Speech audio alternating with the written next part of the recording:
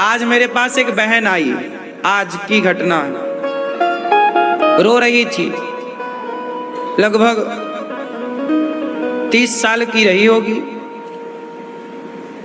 क्यों रो रही हो बहन? गुरुजी बड़ी गलती हो गई। क्या हुआ? मैंने अपने पति को धोखा दे दिया। कैसे धोखा दिया? मेरे बच्चे हैं, अच्छा खासा पति कमाता है, बहुत प्यार करता था, पर मैं किसी आदमी के चक्कर में उलझ गई और मैं उसके संग भाग गई। 6 महीने तक मैं उसके संग रही। वो नशा करता, मुझे उसने फंसा लिया और वो मेरा शोषण करके अब उसने मुझे निकाल दिया। वो बहुत बड़ा नशेड़ी है। मैं बच के आई हूं उसका संग छोड़कर। अब ये लड़की ना घर की रही ना घाट की। बोलो हाँ। पहले आपको लगता ना बड़ा मजा है, साहब जो दिखता है वो सच नहीं होता। ये दुनिया जैसी दिख रही है वैसी है नहीं, लोग जैसे दिख रहे हैं वैसे हैं नहीं। ये सच्चाई कब जानोगे आप लोग? हाथी के दांत खाने के और दिखाने के अलग अलग होते हैं। दिखाने के दांत अलग हैं। ये दुनिया जितनी बढ़िया दिखती है, लोग इतने बढ़िया हैं नहीं। मैंने पूछा कि क्या हुआ था? उसने बताया कि वो आदमी आया और उसने मुझे देखा, हमने उसे देखा, दोनों ने एक दूसरे को कहा कि अब हम दोनों साथ रहेंगे, और हमने अपने पति को अपने बसे बसाए घर को छोड़ दिया। 6 महीने उसने मेरा शोषण किया और निकाल बाहर किया। उतर गया प्यार का भूत। लेकिन इन 6 महीनों में ना उसकी सारी जिंदगी तबाह हो गई। हाँ या ना? आपका एक गलत निर्णय सारी जिंदगी आपको रुलाएगा, याद रखिएगा। और आपका एक सही निर्णय सारी जिंदगी आपको खुश रखेगा। प्रार्थना करो आप सबसे, कभी ऐसा कोई गलत निर्णय मत लेना जो आपकी गलती से आपके परिवार को भी भोगना पड़े। अब ये भाग गई, अब उसके पति की क्या स्थिति होगी? उसके पति के लोग, उसके दोस्त मजे ले रहे हैं, यार तेरी तो पत्नी भाग गई। अब सोचो वो जहां जाता होगा लोग उसका तो मजाक उड़ाते होंगे। तुम तो अपना मजे ले रही हो, वो भी मजा 6 महीने में तुम्हारा पेट भर गया, आ गई अक्ल तुम्हें। लेकिन तुम्हारा पति, उसका क्या दोस्त था? अब वो जहां जाएगा लोग उसको ताने मारेंगे। तुम्हारे बच्चे छोटे से जब बड़े होंगे तो उन बच्चों को भी लोग कहेंगे अरे तेरी माँ तो भाग गई थी। क्या गुजरेगी उन बच्चों पर?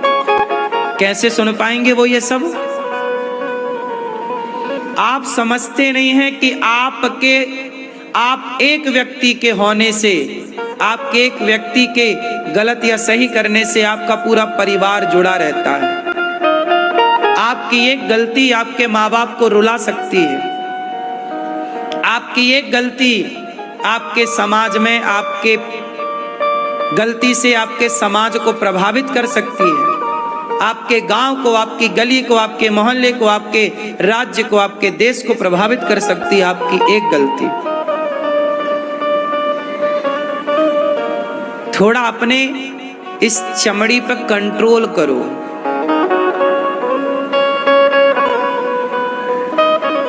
आजाद मत छोड़ो इससे, वरना देखना खून के आंसू रुलाएंगी तुम्हें ये तुम्हारी इच्छाएं। रावण की इच्छाओं के कारण उसका सत्यानाश हो गया। 1,00,000 बेटे थे रावण के। कितने बेटे थे? और 1,25,00,000 नाती थे। सोने की लंका का राजा था, पर उसके चंचल मन ने, उसकी अनियंत्रित इंद्रियों ने, उसकी काम वासना ने लंका में उसके 1,00,000 बेटों का सर्वनाश कर दिया कि नहीं? गलती रावण ने की और भोगा किसने? उसके 1,00,000 बेटों ने और 1,25,00,000 नाती ने। गलती किसकी थी? क्या गलती 1,25,00,000 लोगों की थी? क्या गलती 1,00,000 लोगों की थी? उत्तर दो। गलती सिर्फ एक रावण की थी, लेकिन दंड किसे मिला? रावण के पूरे परिवार को, पूरे वंश को। इसलिए कोई ऐसी गलती ना करो कि आपकी गलती की सजा आपके पूरे परिवार को मिले।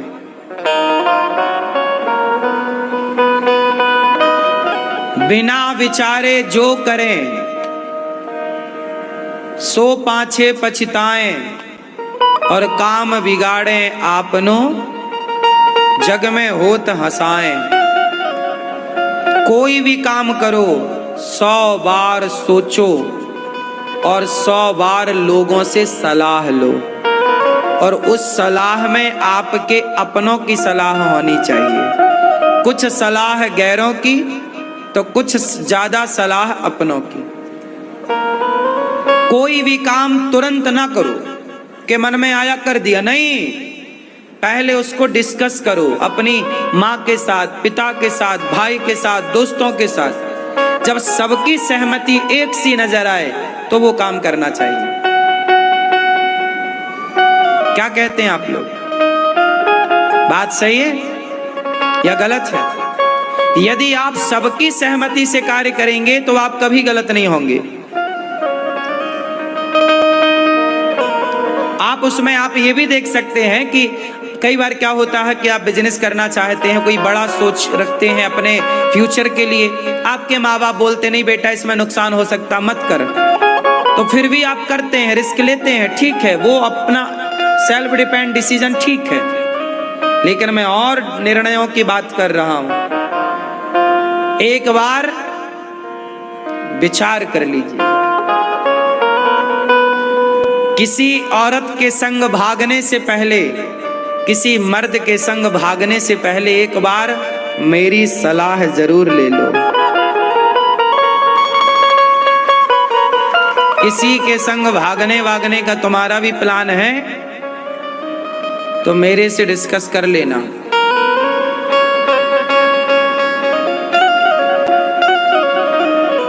क्यों?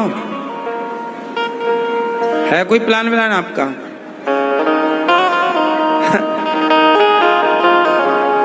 ये कह रहा कि आपका कोई ऐसा प्लान है? नहीं, भागना तो नहीं है। पर आप शादी हो गई? ठीक है, अब तो नहीं जाना कहीं। कभी मन हो तो हमसे आके मिल लेना।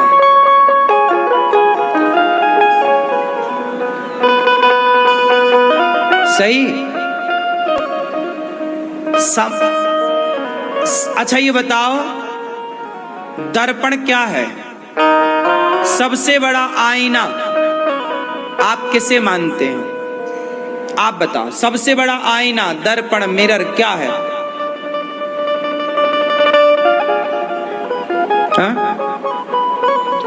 हम सबका सबसे बड़ा आईना क्या है? दर्पण क्या है? हम सबका सबसे बड़ा आईना आप बताओ।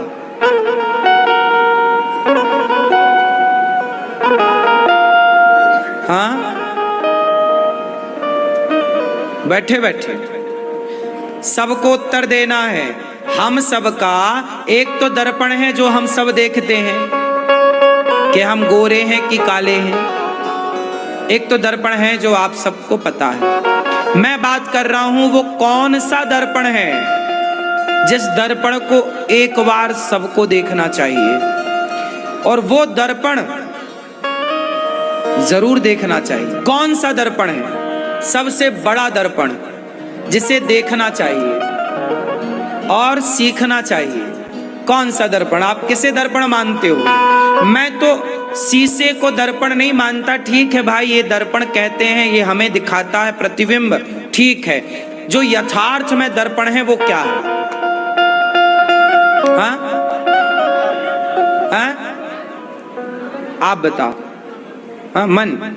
ये कह रहे हैं मन दर्पण है, ठीक है। तोरा मन दर्पण, ठीक है, आप बताओ। मन, हाँ? सबसे बड़ा दर्पण क्या? पीछे वाली मैया, सबसे बड़ा दर्पण। यही आपको याद होना चाहिए। यदि ये बातें याद कर लोगे तो कभी फिसलोगे नहीं। सुनो, अब सबसे बड़ा दर्पण होता है इतिहास। सबसे बड़ा दर्पण होता है इतिहास में जो घटनाएं घटी।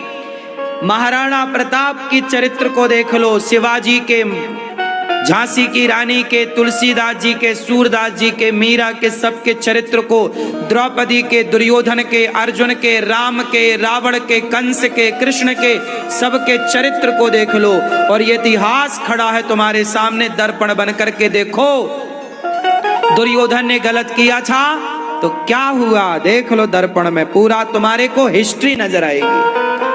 ये दर्पण तो तुम्हें दिखा सकता है, पर इतिहास ऐसा दर्पण है जो तुम्हारे 100 साल बाद को भी दिखा सकता है। हाँ या ना?